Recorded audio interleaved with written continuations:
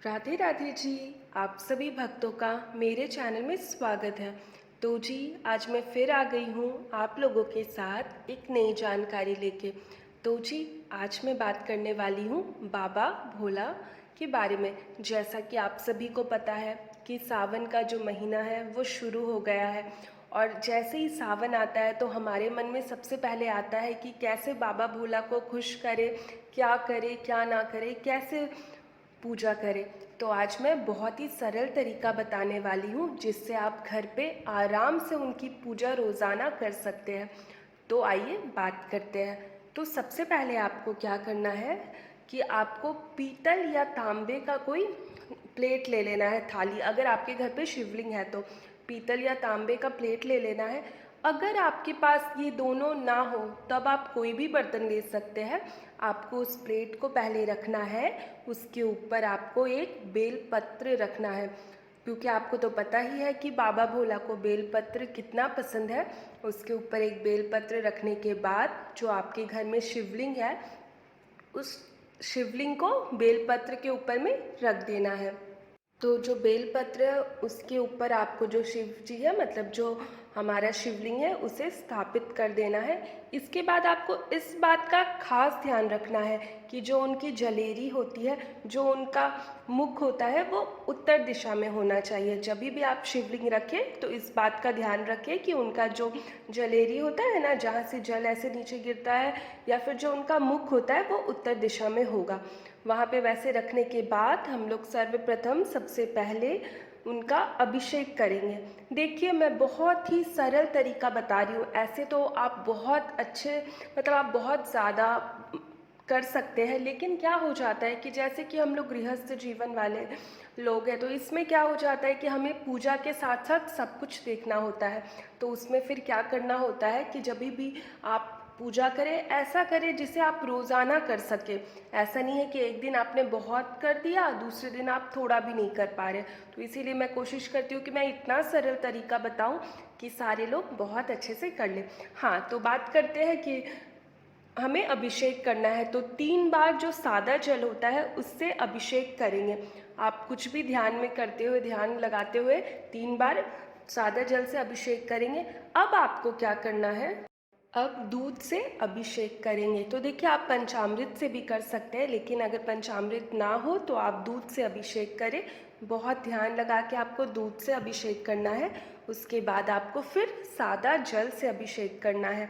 तो देखिए, ये सावन मास इतना अच्छा होता है, और इस बार तो 2 मास पड़ा, 2 महीने का सावन है। और बाबा भोला, मतलब आप तो ऐसे ही, बाबा भोला बहुत भोले हैं। आप उन्हें थोड़ा सा भक्ति करिए, उन्हें थोड़ा सा उनका पूजा करिए, वो काफ़ी प्रसन्न हो जाते हैं। तो इसीलिए बहुत ध्यान से, बहुत अच्छे से उनका पूजा करना है।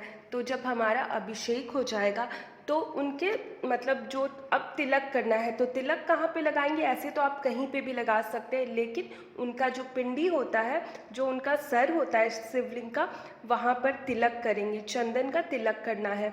अच्छे से चंदन का तिलक करने के बाद अब जो है कलेवा बांधेंगे। तो उससे बहुत अच्छे से, आप क्या बोलते हैं, कलेवा बांध लें।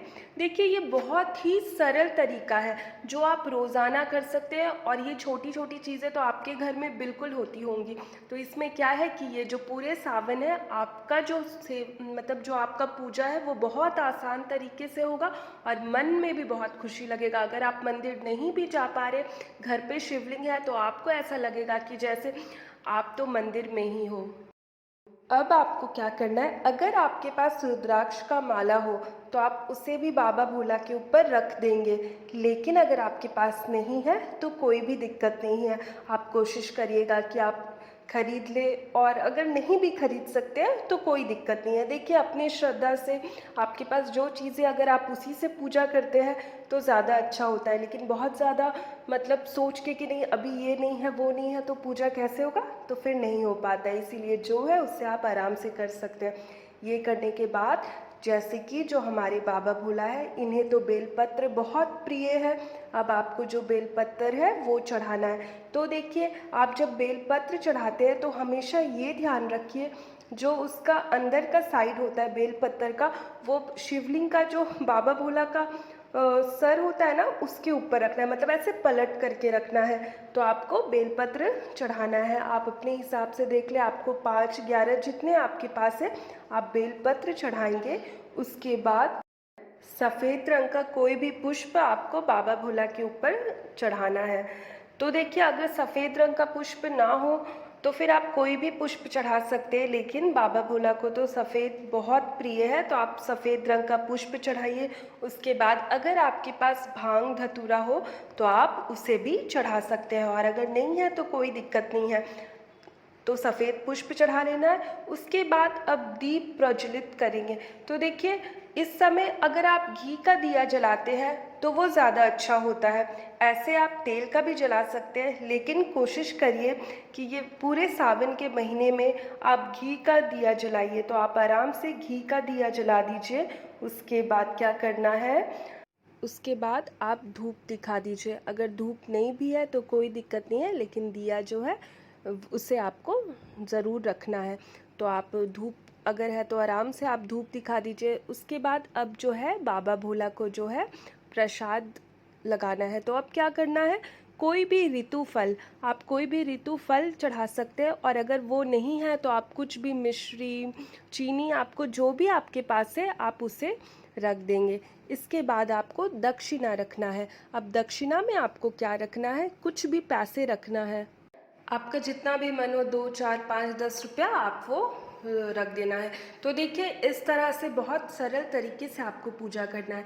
और अब क्या करना है कि आपको थोड़ा सा बाबा भोला पे ध्यान लगाना है। आप ओम नमः शिवाय का जाप कर सकते हैं। आप जैसे भी आपको फिर ध्यान आप लगाते हैं आप वो करिए। बस इतना आसान तरीका है जो आप आराम से रोज़ाना पूजा कर सकते हैं। जब आपका मतलब अच्छे से पूजा वगैरह हो जाएगा, फिर जब जो दिया आपने जलाया था जब वो शांत हो जाएगा, तो आपको क्या करना है, आपने जो भी इसमें दूध चढ़ाया था, बेलपत्र चढ़ाया था, ये सारा कुछ आपको अपने घर के जो भी गमला है वहाँ पे आपको डाल देना है। क्योंकि आपको इस बात का बिल्कुल ध्यान रखना है कि ये किसी के पैर ना लगे या कहीं यहाँ वहाँ नहीं रखना है, इसीलिए आप वहाँ पे रख देंगे। और देखिए, जो पैसा आप बाबा भोला पे चढ़ा रहे हैं, जब वो मतलब पूरे सावन महीना आप जब ऐसे करिएगा वो जमा हो जाएगा। तो उसके बाद आप कुछ भी उसका कर लीजिएगा, मतलब आप उससे किसी भी गरीब को कुछ खिला दीजिएगा या ज़रूरतमंद को दे दीजिएगा, जैसा हो आप ये कर सकते हैं। तो देखिए, ये बहुत ही सरल तरीका मैंने बताया है, इसे आप पूरे सावन महीना बहुत आराम से पूजा कर सकते हैं। ये बहुत ही सरल तरीका मैंने बताया है। अब देखिए, सावन सोमवारी में कैसे व्रत करते हैं या सावन सोमवारी का जो पूजा करने का तरीका है वो वीडियो भी मैं बहुत जल्द लेकर के आऊँगी। तब तक आप इस वीडियो को देखिए, अपने फ्रेंड एंड फैमिली से ज़्यादा शेयर करिए, और इस तरह से आप आराम से पूजा भी कर सकते हैं। बाकी मिलते हैं फिर एक नए वीडियो के साथ, तब तक मेरे चैनल में बने रहे। एक बार सारे लोग मेरे साथ बोले, ओम नमः शिवाय, ओम नमः शिवाय, ओम नमः शिवाय, ओम नमः शिवाय, ओम नमः शिवाय। इसमें बाबा भोला का ध्यान भी करना हो गया। तो जी राधे राधे।